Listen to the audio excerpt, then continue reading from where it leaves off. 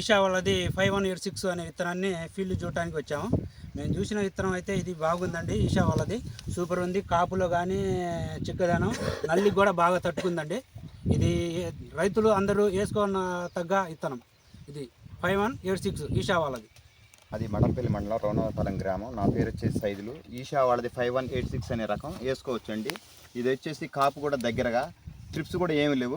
కాపు దగ్గర, గనుపులు దగ్గరగా ఉన్నది, చాలా చిక్కగా ఉంది. పూత వచ్చేసి చాలా ఎలుపుగా ఉంది. ఈ పూత ఇట్ట ఎలుపుగా ఉండటం వల్ల మనం కొట్టే మందు కూడా దీనికి తగులుద్ది. ట్రిప్స్కి కూడా తట్టుకూడదు అనమాట. ఈ ఎలుపు ఉండటం వల్ల వంగపోత లెక్క ఎలుపు ఉంటుంది. అందువల్ల ఇది అనేది పెట్టుకోవచ్చు. కనీసం మినిమం తాలుగాయ కూడా లేదు కనీసం. దీంట్లో తాడు శాతం అనేది కూడా చాలా తక్కువ ఉంది. ఈ విత్తనం అనేది రైతులు పెట్టుకోవచ్చు. హైట్ కానీ వెయిట్ కానీ వచ్చేసి ఎకరానికి వచ్చేసి ఓన్లీ 10,000 మొక్క కంటే ఎక్కువ కూడా వేయకూడదు. తక్కువ మొక్కలు వేసుకోవాలి. 12,000-13,000 మొక్క అనేది రైతులు ఎప్పుడైనా వేయకూడదు. 10,000 మొక్క మించి వేయకూడదు.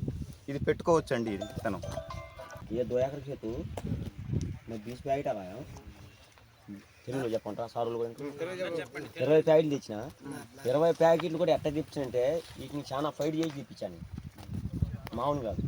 అయితే నేను తెప్పించిన నాతో పాటు యాదం శ్రీనివాసరెడ్డి, ఎన్న భద్రారెడ్డి, నేను మొత్తం 90 ప్యాకెట్లు వేయడానికి 30 తిప్పలు పడుతుంది.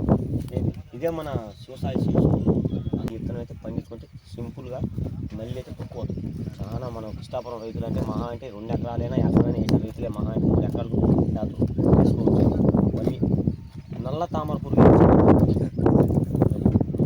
మనం రైతులు మనం చెప్పుకోవాలి. మనం మోసం చేసుకుంటే మనకి ఏంటంటే ఏముంది. నేను 16 ఎకరాలు వేసాను. రఘునాథపాలెం వెంకరెడ్డి, శ్రీ వెంకటేశ్వర ట్రేడర్స్ మందు షాప్. ఫస్ట్ రఘునాథపాలెం.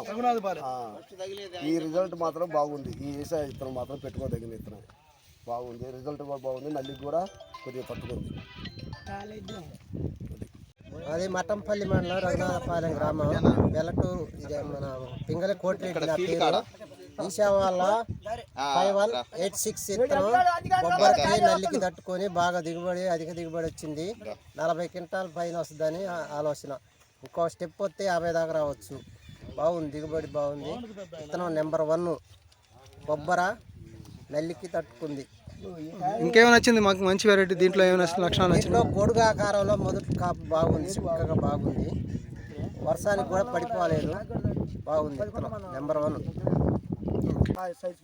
సైజ్ బాగుంది. ఇంకా ఇప్పుడు దాకా బొబ్బలేదు, బొబ్బరలేదు. పూత పిండ మంచిగా ఉంది. వేయాల్సిన విత్తనమే రైతుకి అయితే అనుకూలంగా, కోత కూలి కానీ అన్నిటికీ అనుకూలంగానే ఉంటుంది.